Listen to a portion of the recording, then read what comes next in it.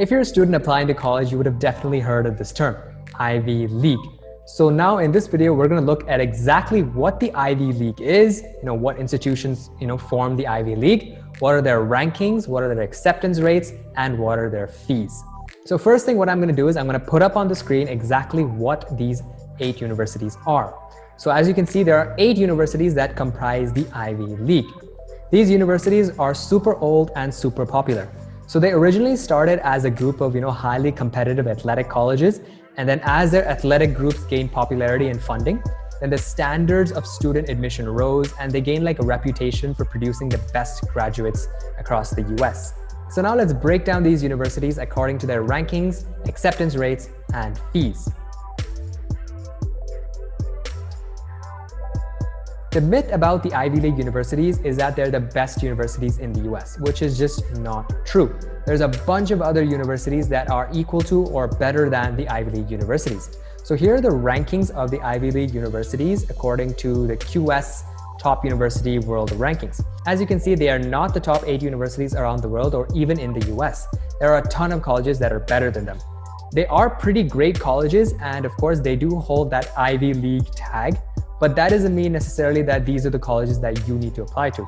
In truth, there are a lot of better colleges than the Ivy League, so it doesn't mean that you have to apply to these colleges.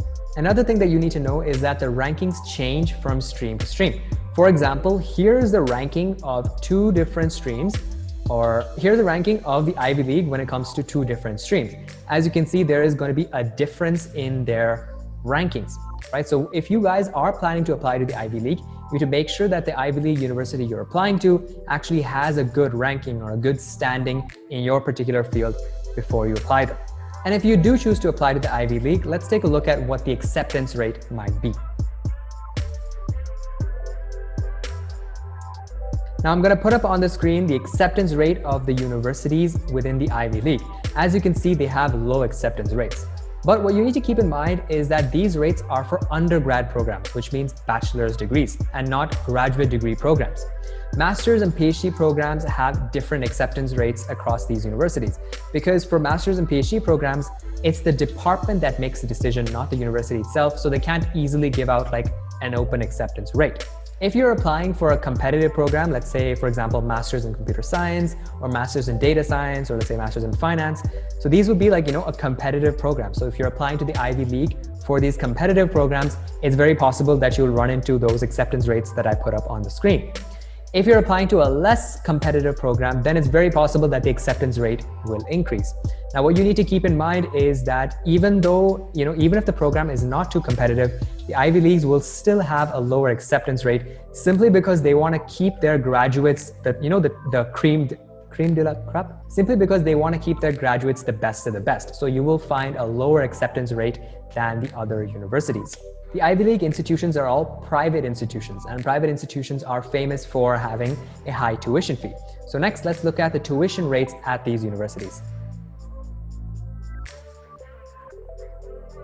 So unlike the acceptance rates, the tuition rates are actually, available on their website, so we can easily take a look. So what I'm going to do is I'm going to put up on the screen the tuition fee for a couple different programs at these universities. Keep in mind that the tuition that you see here is for per year. That means, just one academic year, which means for a master's program, it might be, 1.5 or 2 years, right? So you have to multiply accordingly. And that this is just tuition. So you also need to pay for, housing and food and all of that stuff. So here you can see the tuition fee for an MBA at Harvard University. Here you can see the tuition fee for master's programs at Princeton University. And here you can see the tuition fee for a law program at Yale University. Now, while these amounts are super expensive, it does not mean that they are a lot more expensive than the other programs. You will find that the top universities around the world, especially in the US, will charge a lot of money for their degree programs. And the Ivy Leagues, yes, they are expensive, but they're at least as expensive or maybe a little bit more expensive than the other private institutions in the US.